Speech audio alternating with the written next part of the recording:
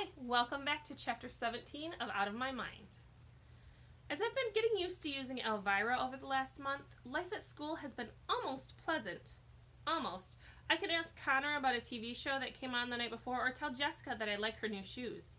It's been snowing, just flurries, almost every day. Late one January afternoon, I typed, "I hope we have a snow day, no school." Everybody agreed. For once, I got to speak for the class. I can answer questions in class lots better with Elvira to help me. For the first time, instead of pretend grades that the teacher would give me because they weren't quite sure if I knew the answer or not, I got real grades recorded in the teacher's grade books that are based on actual answers I've given, printed out and everything. But at recess, I still sit alone. It's been too cold to go outside, so we sit in the far corner of the overheated cafeteria until it's time to go back to class. None of the girls gossip with me about some silly thing a boy has said. Nobody promises to call me after school. Nobody asks me to come to a birthday party or a sleepover. Not even Rose.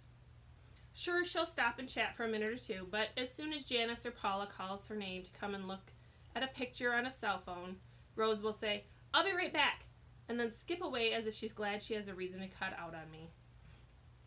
I just smile. I hope I wasn't drooling and pretend I didn't notice.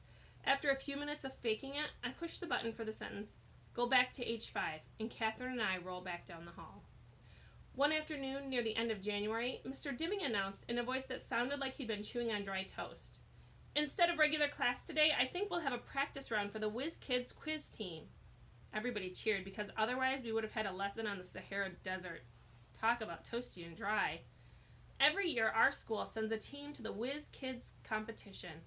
The local rounds, with teams from elementary schools all around the city and county, are held downtown at a hotel.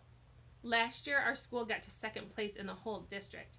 The principal was so proud she brought pizza for the entire school, even though the team was only for grades 4, 5, and 6. The first place teams from across the state get to go to Washington, D.C. for the Nationals. It's televised, and it's a really big deal. Rose scooted her desk closer to mine. "I was on the Whiz Kids team last year," she told me.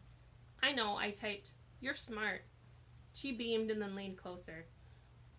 "Connor will probably get picked again, too. He's a little hard to handle, but he's great with trivia." I glanced over. Connor was boasting to his friends about last year's competition. "You ought to see the room in the hotel where they hold the contest. Gold chandeliers, rich-looking stuff everywhere, and kids from all over looking smart. But we smoked them all." "All but one team, dude," Rodney shouted out good-naturedly. "They tore you up." The class hooted. "Yeah, but this year we're going to win. Right, Mr. D?" "We're certainly going to try, Connor," Mr. Dimming replied. "The rules have changed slightly, so our team this year will be made up of just grades 5 and 6. That gives us strength because some of you competed last year. Now let's just see how good we are. Let's do a set of sample questions just for fun, shall we?" "You got prizes?" Connor asked. "Not every competition results in a prize, Rodney," Mr. D replied. "Yeah, but it's more fun with good stuff at the end," Connor added. "Please?" Okay. "One slightly squashed Butterfinger candy bar from my lunch bag," the teacher said, holding it up. Everyone laughed once more. "Chocolate gives you zits," Rose teased Connor. "I don't want candy. I want to win." She moved her desk back to her own row. Catherine sat on the other side of me. "Do you want to play the practice round with them?" she asked. Yes, I typed. "Answers A, B, C, D. Easy." She grinned. "Okay, easy. Let's see what happens." Mr. Dimming cleared his throat and smiled. "Whiz Kids time is my favorite event of the year," he admitted. "Let's see if we can go all the way this year." The class cheered. "I will read the questions first, then the choices for the answers. You will write down the correct letter. Does everyone understand?" Connor raised his hand and then called out, even before Mr. Dimming noticed him, "Don't give us easy ones, Mr. D. I've got brains of steel." "And a mouth to match," I heard Rose whisper. "Number 1, the teacher began. Which planet is closest to the sun? A, Venus, B, Earth, C, Mercury, D, Mars, E, Jupiter." "Baby questions," Connor protested. "Please, Connor, silence," Mr. D said sternly. Connor finally shut up. I pushed the letter C on my machine and waited for the next question. "Number 2, Mr. Dimming continued. How many sides are on a heptagon? A4, B6, C7, D8, E9.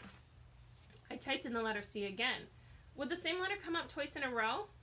Why not? I knew I was right. "Question number 3, Mr. D said. How long is one regular term for a U.S. representative? A, 1 year, B, 2 years, C, 3 years, D, 4 years, E, 6 years. That one could be tricky. It seems like the same politicians are on the news all the time. But I typed in B as my answer.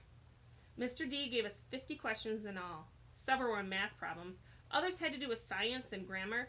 The last one was about geography. In what state would you find the Grand Canyon, he asked. A, California, B, Arizona, C, South Dakota, D, New Mexico, E, Utah. I've never been there, but I've seen specials on the Travel Channel, and I'm almost positive it's in Arizona. I typed in the letter B, pushed the print button, and Catherine took my paper to the teacher's desk. Melody participated? Mr. Dimming asked as he took the print out. He glanced from me to the paper in his hand. How nice. I didn't like the sound of his voice. He scored the papers while we watched a movie about the pyramids in Egypt. I couldn't help stealing glances at him. Finally, Mr. Dimming looked over his wire-rimmed glasses. I've tallied the results. These are not official tryouts, but the students with very high scores today are Paula, Claire, Rose, and Connor. Connor jumped from his desk and cheered. I knew it! I'm the man! I'm hot! Let me hold that piece of candy! He started up the aisle toward the desk where the Butterfinger lay. Sit down, Connor, the teacher said with exasperation. You did well, but you don't get the candy. Who beat me? Connor seemed amazed. Rose? That's okay. I'll triumph in the real tryouts. I looked over at Rose. She smiled at me, a look of anticipation on her face. Mr. Dimming was silent for a moment. He scratched his head. Finally, he cleared his throat and said, The winner of today's competition and the winner of the Butterfinger candy bar with a perfect score is... He paused again, gave his head a little shake, and started again. The only person in the class who got every single question correct is Melody Brooks. Dead silence. No cheers. Just looks of disbelief.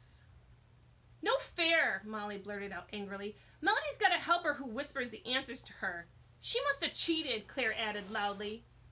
Catherine jumped out of her chair and stormed over to where Claire and Molly were sitting, her new black leather boots clicking sharply over the tiled classroom floor. I did not help her. Did it ever occur to you that she might have some smarts of her own? She can't even sit up by herself, Claire replied, her voice petulant. What your body looks like has nothing to do with how your brain works. You ought to know that by looking in the mirror. Ooh, she got you, Connor said. That got a couple of laughs. But most of the kids were looking around uneasily. No one looked at me. Claire said nothing in reply. I guess Molly decided to shut up as well. Catherine returned to where I sat, but the whole thing made me want to crawl under a table and disappear. Mr. Dimming raised his hand for the class to be silent. Melody, please come up and get your candy bar, he said. I'm very proud of you and your efforts today, and your classmates are as well. Let's all give Melody a round of applause. Everybody, except maybe Molly and Claire, clapped as I rolled slowly to the front of the room. The sound of my chair's motor whirred softly. They couldn't hear the sound of my thumping heart. I figured the teacher offered me the candy to shut up Claire and Molly and to make me feel good, that I accidentally got all the questions right. But it was no accident. I knew them all. Every single one.